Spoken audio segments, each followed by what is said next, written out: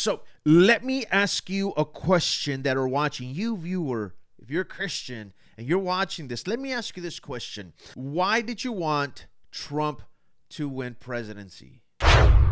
Welcome back to Bible Geek Uncensored. Thank you for clicking on this video and watching it. Do me a favor, if you have not subscribed, please consider subscribing, liking, commenting, and sharing this video. All right, ladies and gentlemen. So a few hours ago, I made a post on Facebook and I commented, and some people liked it. Some people, I don't know if they understood what I was doing or not, but as a lot of you guys know already, we have a new president-elect. In January, he will come into the White House once again and become our president, right?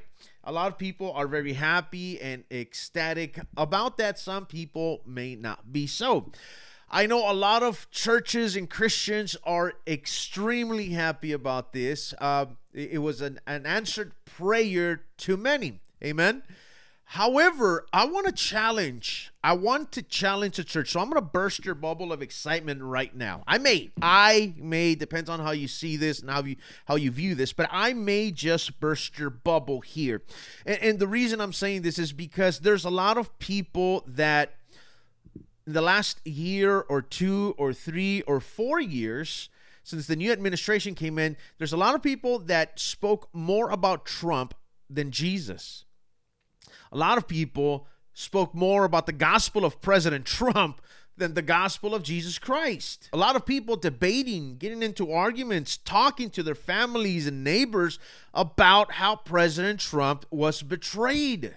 Pulpits where we heard more of President Trump and the election than a Christ-centered gospel. Now, don't get me wrong. I'm not saying that it's wrong for presidents to encourage. I myself encouraged our congregants, hey, go and vote for the person that reflects our values, that represents more our values, right?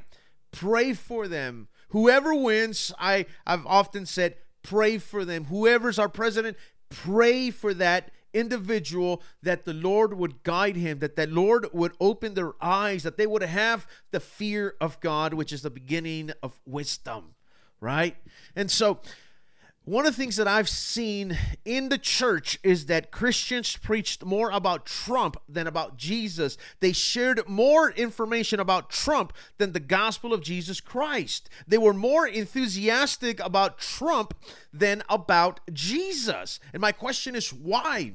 President Trump is just a man. And you will say, well, he can save our country. He's going to save our country from the evil that was coming into it. So let me ask you a question. Why did you want President Trump to win? The error of the church in the West is that their idol is comfort. I would have thought, or I would say, what if Harris actually won? What if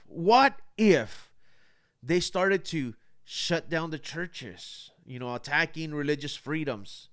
What if they started arresting preachers and pastors and street preachers? Not that there's many street preachers, but what if they started arresting Christians? What if? Would you stay quiet? You see, because it is in times of persecution where the church really rises and the fakes and the frauds and the posers walk away from Christ, because there are many people in the church that only seek Jesus because they want comfort and peace in their lives. They want prosperity in their lives. But there's a lot of Christians worldwide that don't have and are not in the positions that we are. There's a lot of Christians around the world that are persecuted.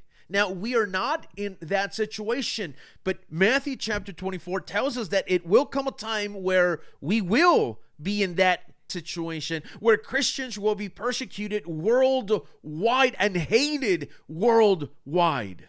What if that was going to be our situation? Just because President Trump won now does not mean you get to kick back and relax. Hey, we have the president that we wanted. Praise Jesus. And now what?